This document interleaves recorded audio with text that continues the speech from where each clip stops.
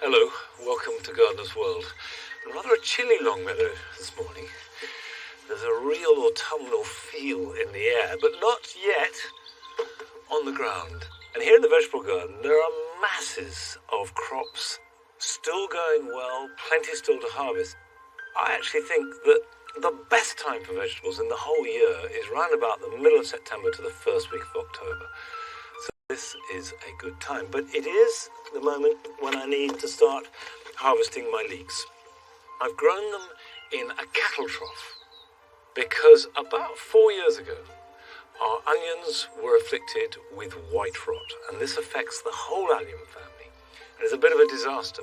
However, I've kept this container going, refreshing the soil every year, so there's no chance of spores getting in, and so far, touch wood, they've been fine.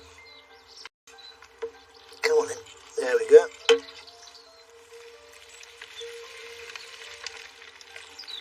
And you can see these are in good nick. It's a variety called Havana. There's no sign of white rot. A touch of rust on the leaves, but it's not going to harm the cooking and the eating of them. And I really do think the important thing when you're growing vegetables, it doesn't matter what it looks like. What really matters is what it tastes like. Now, coming up on tonight's programme, Francis tackles one of your tricky plant problems, and this week it's how best to prune overgrown shrubs.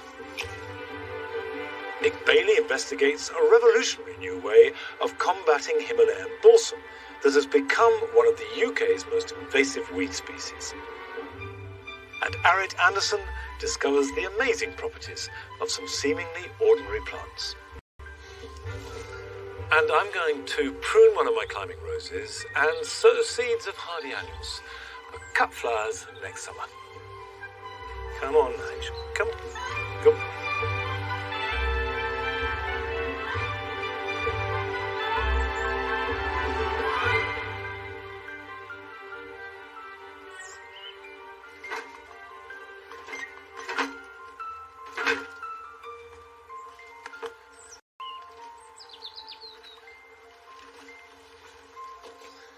This is the cricket pitch, where you can see that cricket is not played very often on here, but it's kept its name. I've often thought about adding good herbaceous perennials to grass and creating a meadow that is adapted to richer soil, because wildflower meadows only really flourish. You really are making a crossover from the herbaceous border to the wildflower meadow, and the two can work together. So I've got a number of herbaceous plants. Here we've got a Strantia, simply made from one plant, divided up. I've got some geranium here. This is a variety called Brookside, which has got this really lovely blue flower. I've also got some geums, again, which I divided. These will work too. I'll be adding a lot more. This is a process that will go on all autumn and into next spring. But this will start it. Now this geum, which is Lady Stratheden, which has got yellow flowers, I don't want to put too close to the hedge. This hornbeam hedge sucks up the moisture and they need quite wet ground. And now Strantia, we can just put in amongst it. And the whole point about this type of planting is you do not plant in groups and clumps. You dot the plants around and they weave in through the grass. And that's the kind of spacing that I'm looking at. Remember that you want the idea of a meadow. So simple flowers, nothing too fussy or fluffy or fancy. Simple, clear colours, and then in amongst them, you can have bulbs. So this has got a good root system, and as usual, just tear it and break it, and that will stimulate regrowth from the roots. So just put it into the planting hole, use some of the soil, and that's it. Now I can put this Astrantia in, and I don't need to add any compost or any goodness. I don't want to enrich the soil at all, because all that will do is enrich the grass and make competition, which I don't need for these plants. These are fairly tough flowering plants that will cope perfectly well in the basic soil. Now, the bulbs will go in around these, and whilst you can plant your herbaceous perennials anytime up till next April, you do need to get your bulbs in fairly soon. Now, this tiny daffodil is Narcissus pseudo-narcissus, and when you're planting very small bulbs like this, it's much easier just to chuck some on the ground and plant them where they land. And that way, it will look as random as it is. And the whole point of this is to make it look as natural as possible. If the ground is really narrow, so the day before, if you do that, the top surface will have dried up sufficiently for you to kneel on it without making a muddy mess. But the soil beneath will be nice and soft, and you can get a trowel in or even a dibber. And the absolute key to creating these cane flower meadows, using herbaceous plants, using bulbs, is your management of the grass. The grass needs to be as short as possible when you go into spring, so that bulbs like crocus will appear and you can see them. And that you don't cut the grass at all until the last bulb foliage has died right back. And that then will feed the bulb for next year's flowers. And of course, when you do that, you are going to cut off the herbaceous plants. But all you're effectively doing is pruning them to provoke fresh flowering, and then the herbaceous plants can come back.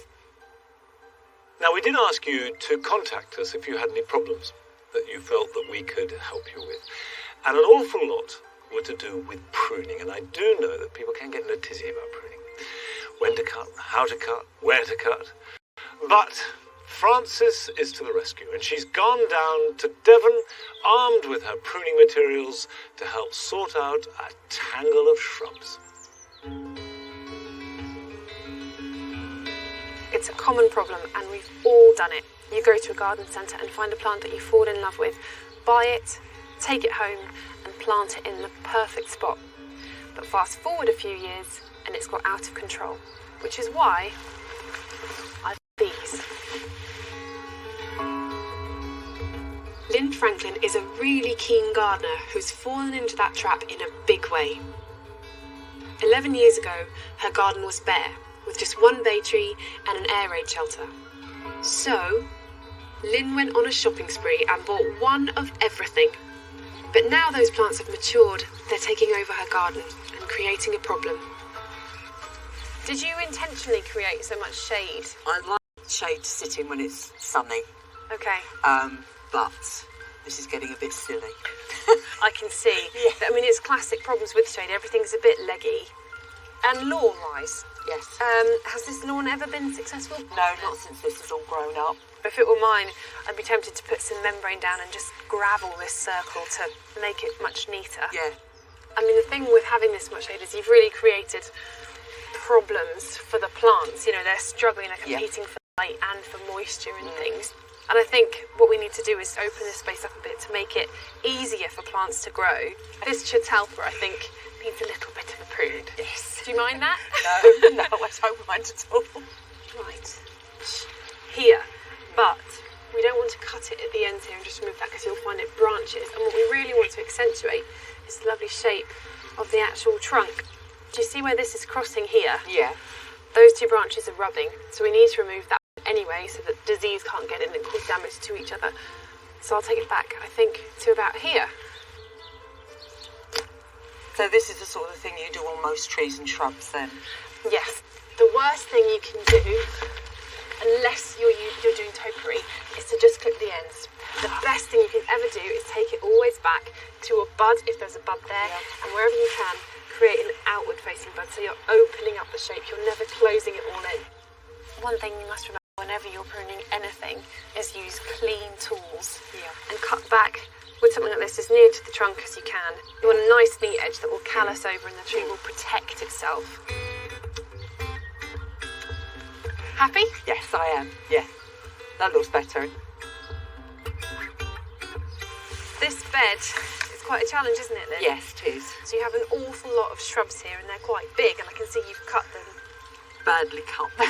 They're not badly cut. It's difficult thing to do because you want to keep them small. So let's prune them, starting with this Deutzia. I can see that you've given this a prune already this year, just after it flowered. Yes, that's right, yeah. Yeah, which is exactly the right thing to do. But what you've done is you've cut it down here, which again has encouraged branching. So you're creating quite a compact and quite messy shrub. Yeah. And what I'm going to do now, or actually what you can do, if I give you these, is we'll take about a third of these stems out to the base, and then they'll grow up from the base, and then next year you'll do the same again, and on the third year you will have removed all of this, and by then you'll have a lovely kind of habit that you want. Exactly. Nice.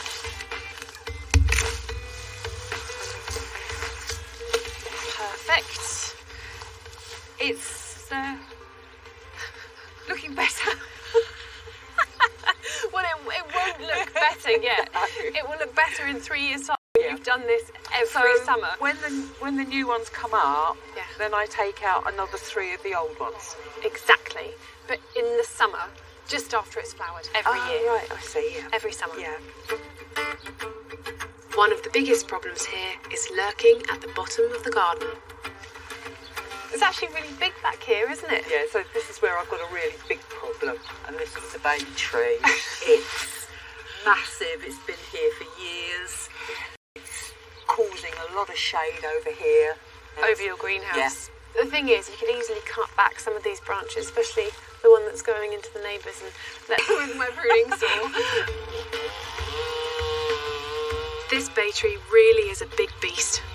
So Lynn's brought in a local tree surgeon who will make short work of it.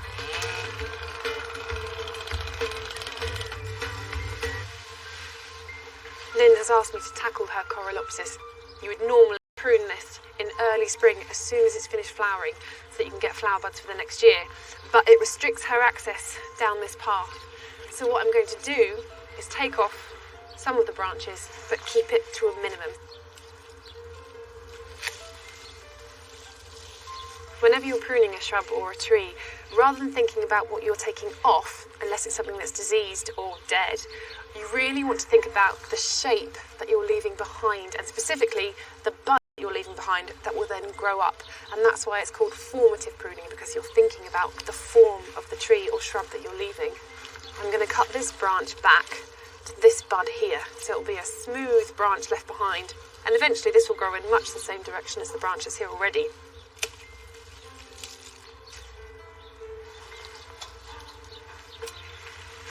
So this Coprosmalin, you've already had a go at formatively pruning it, haven't you? Yeah, I did it in the spring to lift it a bit because it was getting in the way. Oh, I see, just to clear that side. You can do this exactly this time of year, and it just gives this end of the garden a bit of structure, I think. How's it looking that side, Lynn? It's still the shape's getting there. Still a lot to do though. There. That just about does it.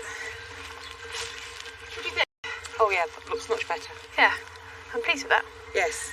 And look, you can see your container now as well. I'd forgotten it was there. Had you? Yes. Well, it looks lovely. Thank you. Lynn clearly has a good eye and green fingers, but a garden like this can easily slip out of control. But with a little guidance, Lynn will see that regaining and maintaining control needn't be daunting.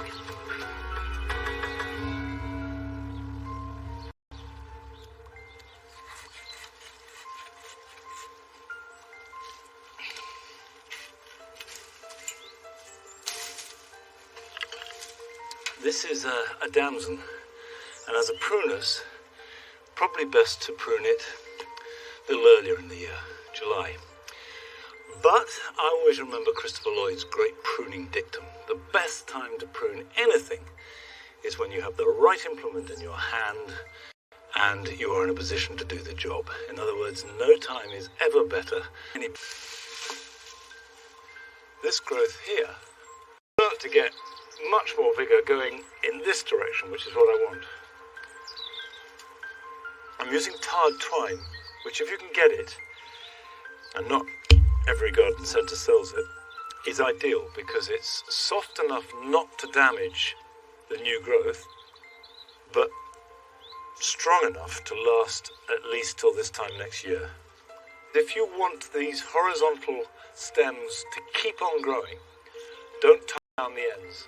Leave them loose for the last 6 inches or so, and they will naturally start to grow upwards. And the more vertical they are, the more vigorous they'll be. And then we can gradually bend it down and tie it in.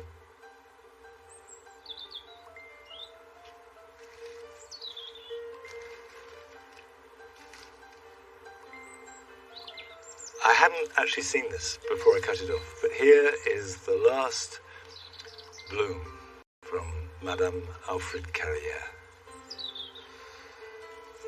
She smells lovely. You'll have to take my word for that, but it's an exquisite fragrance, an exquisite flower, and hopefully I've done her proud that she'll now be ready in good shape to flower even better next year. And I think the message is, this is by no means perfect. One, try and train it as you intend it to be from the very beginning. It's so much easier. But if you haven't, don't be frightened of cutting back hard. The harder you cut back, the more vigorous the regrowth will be. And next year, you can then train that new growth exactly where you want it. Now, most of our garden plants are welcome, and we've got them there because we chose them, we like them, and that's fine. But there are a small handful that can be real thugs, however beautiful they are individually. Bailey's been looking at some of these over the last few weeks, and this week he's gone to Egham in Surrey to find out a new way of controlling the spread of Himalayan Balsam.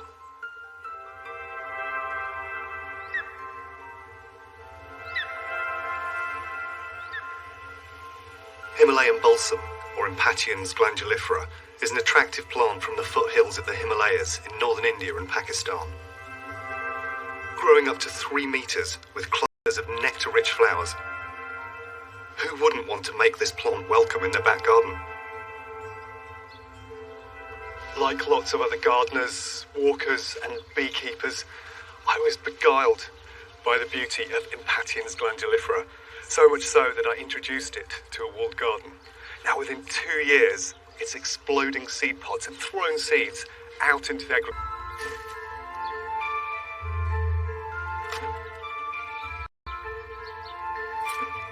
As the seed reaches maturity, either by heat... It's very shallow, so it needs to have a very wet environment to grow. It likes boggy ground, riverbanks, wet woodland. It actually replaces biodiversity, so it really affects our native flora along rivers and also indirectly the insects as well.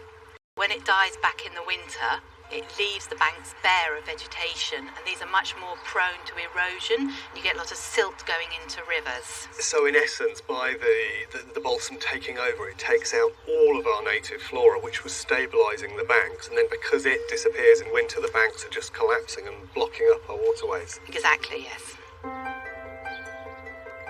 But the good news is that the stranglehold the balsam has on parts of our countryside may be coming to an end with a completely new discovery.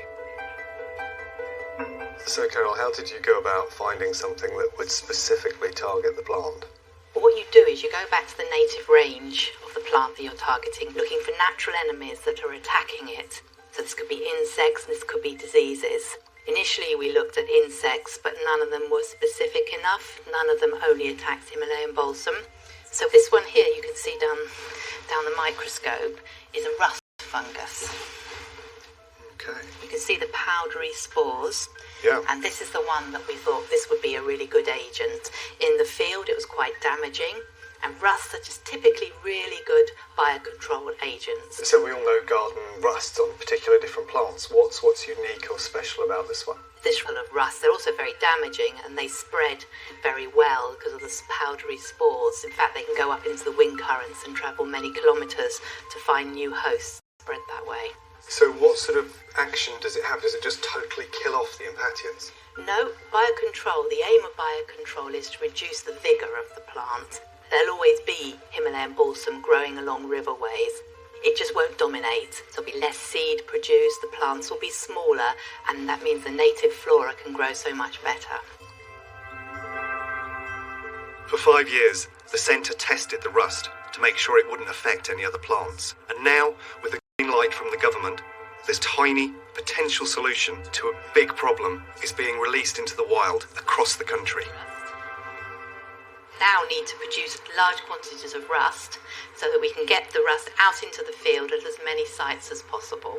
The rust will only survive on the plants. You can't grow it in culture, so you have to produce it on living plants. All these leaves will produce spores, and we very simply just tap the leaves, collect the spores in a petri dish, put them into little vials in the freezer, and then when we have enough spores, we send them out to people who then literally go around to their patch of Himalayan balsam and spray it onto the undersurface of the leaves. So it's very low tech, very simple. And the idea is to get the rust actually established in the field on the plants, and then it will spread naturally from that. So the first year we did 21 sites, then 25 last year and 25 this year. It'll be a gradual process, so in some areas you'll start to see less balsam and then the rust will spread further. And the place I want to be is when people don't consider it to be invasive anymore. It's a real love-hate story when it comes to Himalayan balsam. Sure, they're beautiful plants, but they're having a really negative impact on our native flora. Himalayan balsam is now such a problem that it will be illegal to buy August 2018. So I think that's even more reason for us to all avoid growing it in our gardens.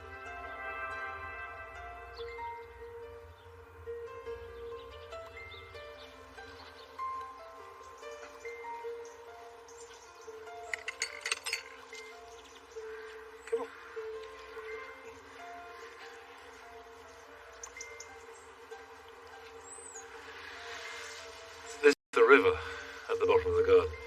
That's lovely, and there's all sorts of wildlife that go with it. But one of those elements of wildlife is the Himalayan balsam. 25 years ago when we came here, there wasn't a single plant. And when it first appeared, we thought Himalayan balsam follows this river all the way down. And I would say, although it is a lovely plant, I would not introduce it into any garden. Now, from a plant that, by and large, is creating more problems than good, to plants that may seem ordinary, but can have extraordinary effects. And Arit Anderson has been to Yorkshire to find out more.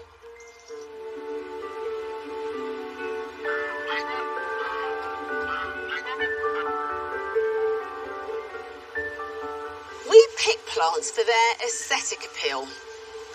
In the future, we may have to choose plants for their function, those special qualities that often get overlooked. Researchers at the University of Sheffield are looking at what plants can do for us. I'm meeting one of the team, horticultural expert Dr. Ross Cameron, who's using his own garden to demonstrate some of these ideas.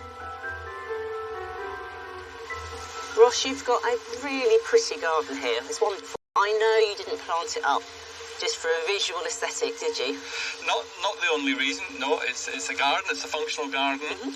But also it's of interest to me because I want to play with those plants that I think have particular merit or properties that we're interested in terms of the benefits it gives us as humans. Okay. In what way? Physical benefits, so reducing the energy we use in our house, for example. They can protect our house from the extremes of weather, they can have wavelength, whereas something like the cedar, the small leaf stuff, is quite good for traffic volume, engine noise, what your irritating noises. Ross, how can plants help us with pollution? Well, again, green space helps with air quality, but to some extent we want to know which trees are best and for what positions and locations. Yeah. The research tends to suggest that long-needled pine trees, like Pinus strobus, for example, those droopy needles, are the best things to capture particulate matter. So those are the sort of things you get off diesel engines, that sort of type of pollution. Yeah. Unfortunately, those particular trees don't tolerate the toxins very well. So probably a better compromise is things like this Picea here, which have a good surface leaf area again, with lots of needles. Right. And again, the particles move in there and get get caught on the micro pores and things within the needles. Other plants that are broadleaf types, such as this birch spatula, is they have roughnesses to the leaf surface as well, and that can help hold some smaller particles. Ross is also investigating how plants can naturally regulate the temperatures around our homes. I've got a thermal image camera here that's looking at the wall and the plants in front of it, and you can see 30 odd degrees is the temperature of the wall. Yeah. As we drop it down into the plants, it drops down to about 15 degrees. So about 14-15 degree difference just because of the vegetation being there. So the plant itself is cooling the environment around it, and by de facto cooling that bit of the wall. Yeah. In a day like this, not too much of a problem, but if we get really warm weather, we need to think much more about effective vegetation around the building. Who would have thought that some plants could be natural air conditioning units? So it's about using plants, but also using the right plant. So the ceanothus protects the building by shading it. Yeah. The cistus, on the other hand, is cooling the environment around it, largely by reflecting light back out into the atmosphere. And then cooling by providing transpiration, water coming up and providing a cooling effect around the plant, and likewise the wall of the building too. What happens at winter time? Well, some of these plants are really effective at insulating the building in winter, Okay. wrapping it in cotton wool as it were. And what the issue here is you've got a wind chill factor pulling the heat away from the building in the winter time. And even things quite sparse, like this broom here, break up the effect of the wind. So they're creating a little cushion of warm air around the building, helping us stop that energy being leaked out. In the hot days you want a cool space, and likewise in winter you want to do the opposite. You want the protection, so you've got the heat trap. Yeah. And plants are really good at both functions. It's quite important then to keep these pockets of planting tucked into the house. Yeah. Yeah. And we think if you covered your whole building and it was the right sort of planting, and we do have to think about the right planting, it could reduce our energy bill by about 20 to 30%. Which is something we can't be ignoring. No. Functional and aesthetic. Functional, beautiful, yeah. Like it. They go hand in hand. Yeah, that's great. Ross and his team hope that in years to come, town planners and gardeners like us will think really carefully about the plants we choose. What I love about these ordinary plants is that really they're extraordinary. They offer us vital benefits that can protect and nurture our homes and our gardens well into the future.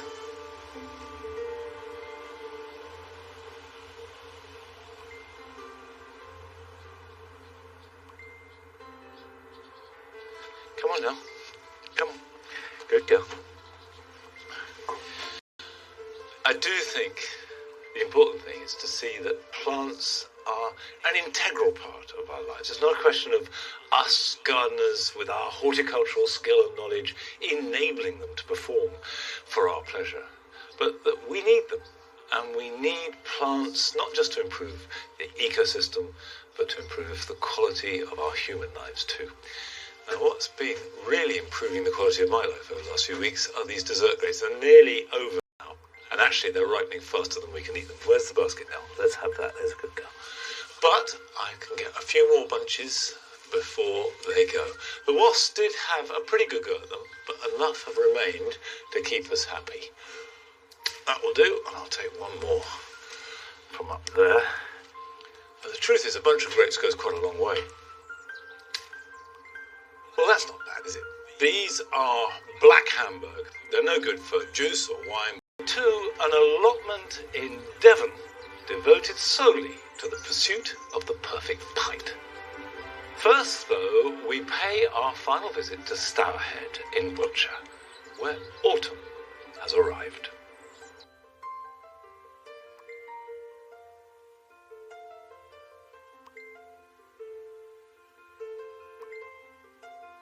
As the days become shorter and the nights longer, Stourhead drifts gently to another season, and it unveils a new and probably its most dramatic period of the year, autumn. This is one of my favourite times of year, and you can see why. It's when the whole garden performs well together. The stunning collection of trees, magnificent architecture that's been here since the 18th century. And I think this must be one of the most recognisable views. The view from the Palladian Bridge across the lake to the Pantheon in the distance, the centrepiece of the garden. And when that centrepiece is working with the collection of trees, as it is today, the beautiful tulip tree on the right-hand side, and all with this magnificent backdrop of native beech trees giving that lovely rusty colour. It's picture perfect and it's beautiful.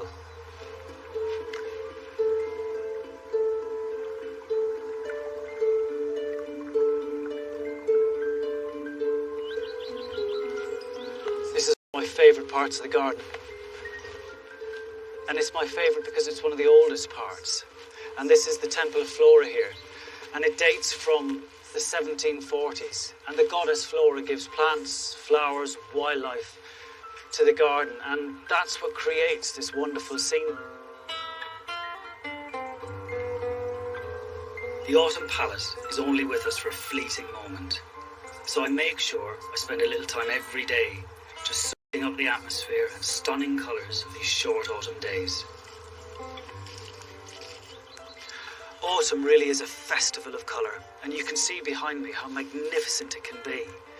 But we feel the changes in temperatures, and so do the plants. The days get shorter, the nights get longer, and the plants are responding to everything that's happening at this time of the year. And that response is really displayed quite well for us in the leaves. And in this hydrangea leaf, you can see the chlorophyll is still present, that green pigment that helps the plant to photosynthesize. And as that chlorophyll disappears, the hydrangea leaf will turn yellow, it will turn brown, and it will wither and it will fall off the plant. But it's quite a different story in this wonderful Japanese maple. There's a constant red and purple pigment in these leaves throughout the season that's overlaid on top of the chlorophyll. And as the chlorophyll is extracted in autumn, these reds and purple hues in the plant, they change colour. And then the frosts come, the temperatures drop, the acers are quite sensitive, they'll drop their leaves, put this wonderful halo underneath the canopy, and that'll be it for another year until they start the process all over again.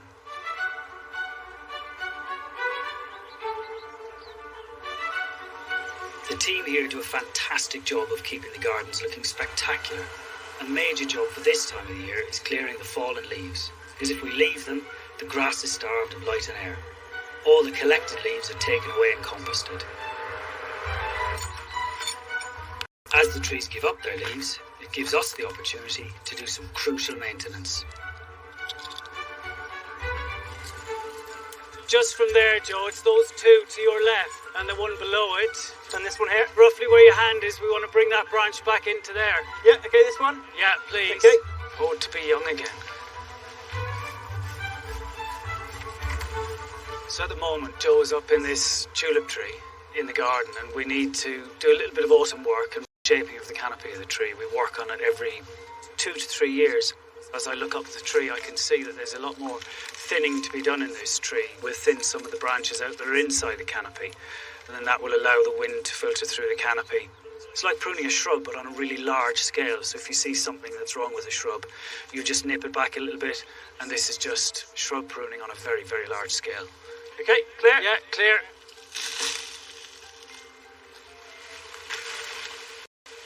The tulip tree leaf. It's almost incomplete.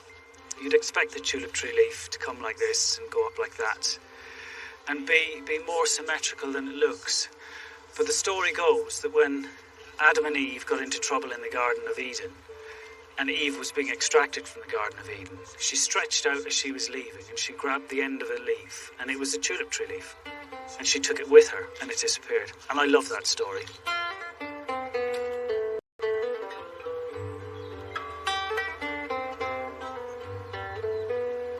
Soon all of these trees will lose their leaves, and this wonderful autumnal display will disappear. The gardeners will finish collecting their leaves, and the trees will end up silhouetted against a magnificent winter landscape, and the garden will take on a very different personality.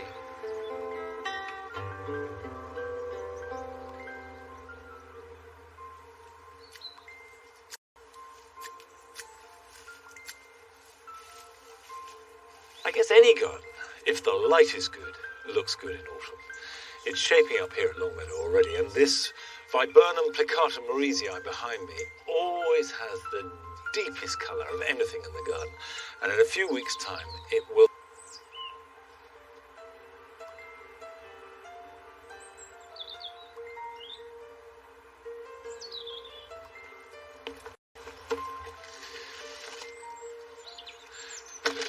Whilst the soil is still warm, it's time to sow hardy annuals. Now, you could start doing this a month ago, but it's still good for another week or so. And they will establish roots, and that's the key thing, because although the actual plants above ground will remain tiny all winter, the roots will be growing until it gets really cold. And then they will sit dormant until it warms up again, and they'll be established. And that will give you bigger, stronger plants that will flower earlier next season. You don't need a greenhouse, you don't need potting compost or seed trays or anything like that. Just a patch of ground. It's quite a good thing to do if you've got an allotment or a vegetable garden in a corner of that. This bed is dedicated to cut flowers, and always with seed sowing, take the trouble to establish a nice fine tilth. Right. Aboard.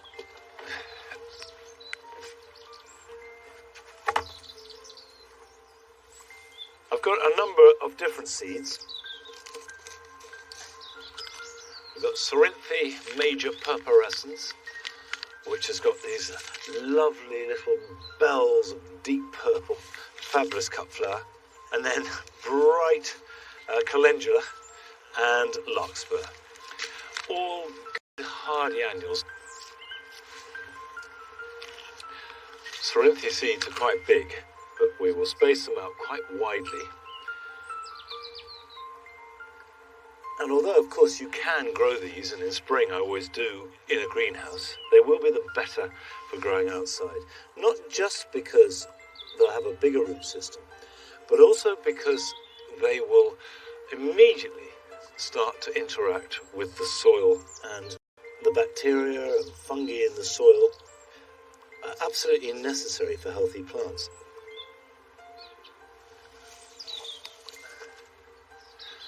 What I will do is very lightly cover the seed over. If you run 2 fingers either side of the drill, it just automatically folds the soil over it. You can treat this just as a seed bed for transplanting. For cut flowers, they stay where they are. But there's no reason why in spring you can't lift these and transplant them into the border wherever you want them. Now, I'm going to put some larkspur. I've got deep purples and blues all linked together. Perfect cottage garden plant, and absolutely ideal for cut flowers. With smaller seed like this, you have no option but to sprinkle, and that inevitably means that you will get clumps and quite thick patches. But resist the temptation to sprinkle too thickly.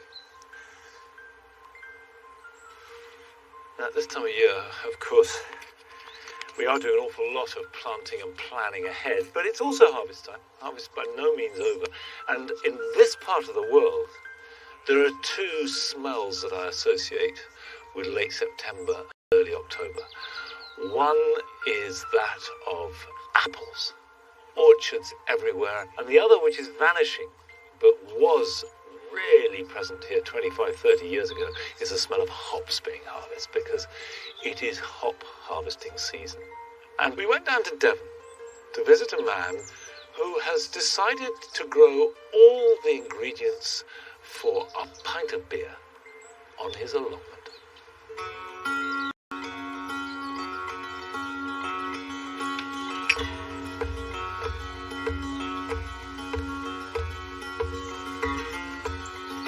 I'm Ben Richards, I live in Collerton in Devon, and I'm a beer sommelier.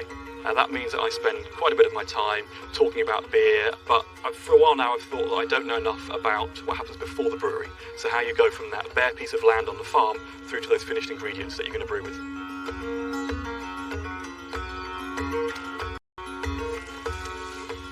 I took on an allotment, first of all. It turned out to be a bit of a state, Weeds are absolutely everywhere, but the idea is to use that small space of land to try and grow everything that I need for that final beer.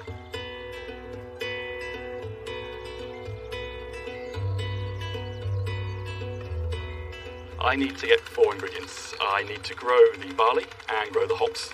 I need to collect rainwater, and I need to work out how I'm going to get yeast off of the plot as well.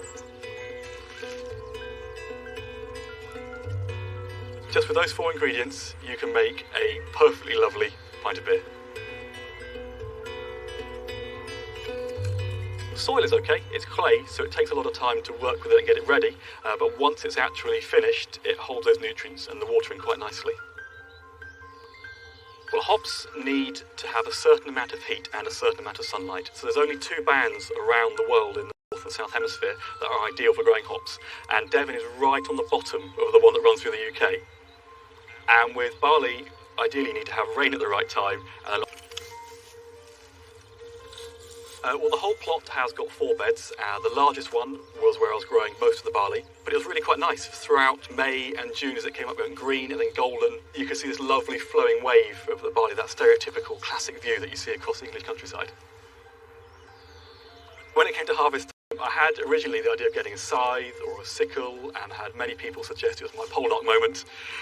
Luckily I didn't go for that. It turned out that because the weeds had kind of crept in a little bit, that it was easier just to grab bunches of the barley, rip it all out, take the heads off and separate them out that way.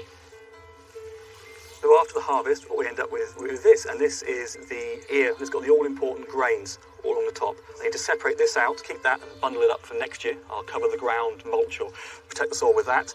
And I start scrunching them up. It's to separate those grains from the rest of the plant and the head, really.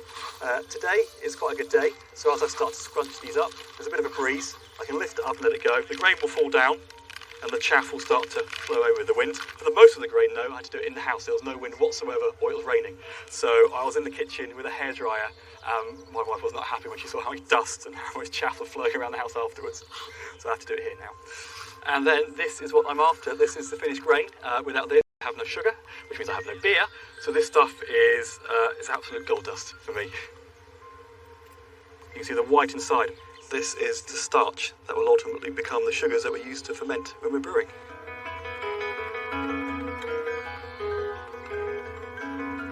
I'm a naively optimistic person. I have a tendency to see what I'm hoping to achieve at the end of it and assume that I'll find a way to fix all the problems in between, which drives my wife absolutely mad. But hopefully it's going to see me through to the end of this year.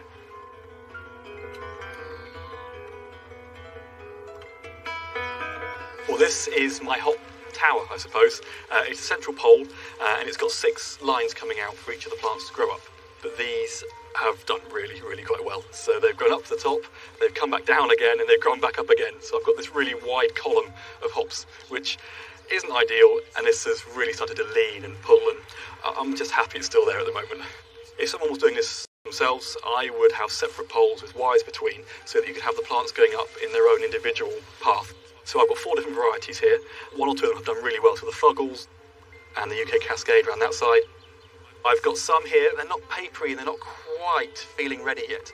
And I've got others which are starting to, they're just toughening up, getting a little bit more papery and a bit more, not quite crunchy. And then when I open up the bottom of them, I can see that there's a yellow inside, yellow glands. And that's what I'm after, it's the lupulin, because they produce the sort of balance for the sweetness, the bitterness that counters off the barley. Picking hops, I would first recommend that you wear gloves. They might not look it, but they're actually quite sharp, really little barbs all along the plant.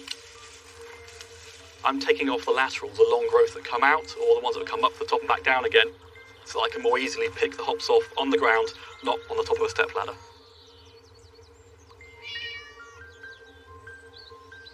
Well, yeast does the hard work, really. It converts those sugars into alcohol, and I'm going to try and find a culture or a strain somewhere here, because yeast is on pretty much everything across the plot, all the flowers, all the fruits and the plants. It's just a case of actually getting hold of it and finding the one that I need for brewing. So I'm going to be taking cuttings, putting those into little test tubes and sending them off to the University of Exeter, who are going to have a look at it and figure out what yeasts are hopefully on the samples. A little bit of basic research tells me that bees and flying insects, because they travel from plant to plant and to flower, it's a hotbed of yeast. So I'm going to try and gently coax some yeast off of a bee as well.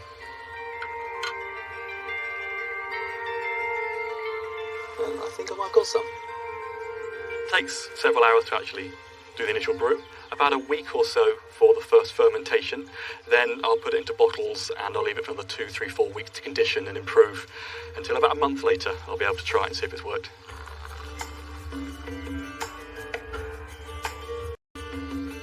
With Brewing Day coming up, I am a real mix of excitement and complete anxiety as to what it's going to taste like at the end. I just don't know yet. I hope that it's a lovely beer. I would settle for drinkable, if I'm honest.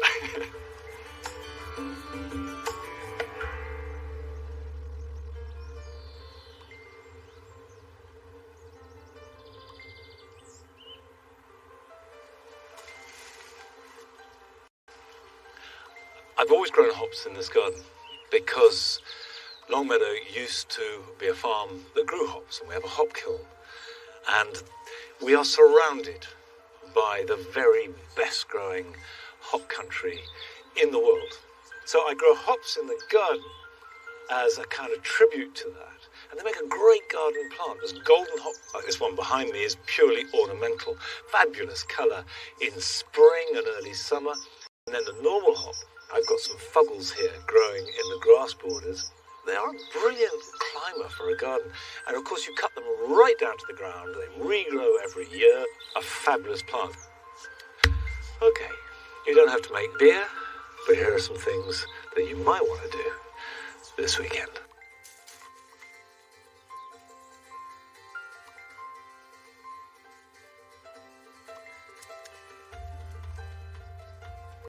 Produce their fruit on young wood. So now is the time to remove all the older stems. Always cut right at the base of the plant, taking out the old and any damaged wood. And the idea is to renew the entire plant every 3 or 4 years. When you finish pruning, mulch them generously with good compost or well-rotted manure, because these are greedy plants and will benefit from any amount of food that you can give them.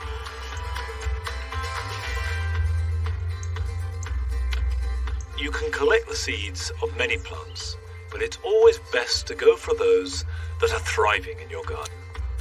And climbing beans are amongst the easiest. Take off the dried pods and either keep them entire or remove the beans and store them somewhere cool, dark and dry over the winter months.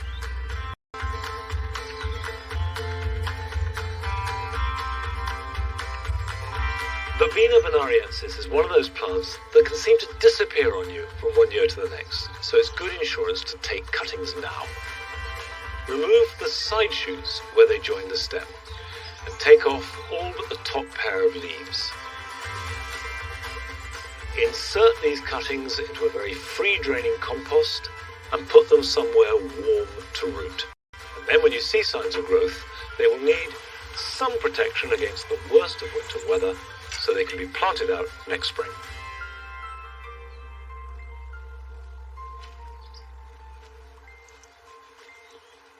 The nights have started to get really quite chilly, and it's time to bring in the tender succulents like this aeonium into their winter quarters, which is the top wooden greenhouse, and that's kept at about 5 to 7 degrees, which is fine, and they'll be very happy all winter there, ready to come outside after the last frost next spring.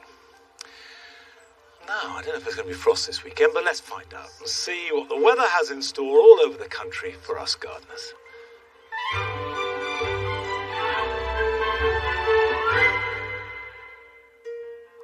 Well, there was a lack of frost throughout September, and there's no frost on the way this weekend. It will be chillier tonight, but by the time we get to Saturday night, we're back into milder air. That's because it's going to be turning wet, and it's also turning windy. But it'll be a bright and cooler start to the weekend. Some sunshine around to begin with, but I think clouding over more across England and Wales. Showers giving way to longer spells of rain towards the southwest, but brighter further north. Saturday likely to be the day to harvest your leeks, although I wouldn't recommend wearing a white shirt. There will be some sunshine and fewer showers not far away. We'll still have a few showers wandering into eastern parts of England. Some hint of sunshine perhaps, but more cloud towards Wales and the southwest, with some wetter weather beginning to arrive, and the wind's picking up too, so certainly going downhill here. And that wetter weather pushing its way northwards and eastwards overnight. The rain becoming fairly light and patchy. There'll be a lot of low clouds, so some hill fog too, and the first signs of the next pulse of heavier rain over the Irish Sea into Northern Ireland. And that wet and increasingly windy weather will sweep its way eastwards during Sunday. So Sunday, the day to be in your greenhouse or the shed, perhaps. The heavy rain likely to be over the western hills and tending to clear up from the northwest during the afternoon, with brighter skies and showers arriving in Scotland and Northern Ireland. There's the chance of some rain across southern England on Monday, but the main thing is the strength of the wind. Really windy weather and feeling cooler.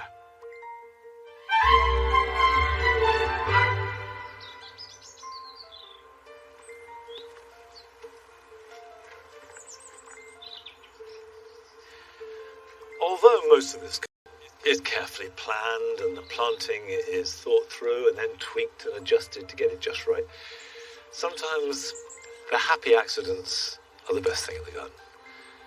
And the Nicotiana Silvestris, these great tobacco plants with their dreadlocks of tubular white flowers and the enormous sticky leaves, are just fabulous at this time of year, and I can claim no credit at all because these are self-sown. These are from plants that I had here in the mound last year, and they popped up in the wrong place, so to speak, but if it looks beautiful, then it's right. And as the garden is beginning to gently fade into autumn, they are growing strong and will go on growing strong for another few weeks yet. But I'm afraid we won't be going on any longer because that's it for today. But I'll be back here at Longmeadow at the same time next week, so until then, bye-bye. Come on, dogs, come on.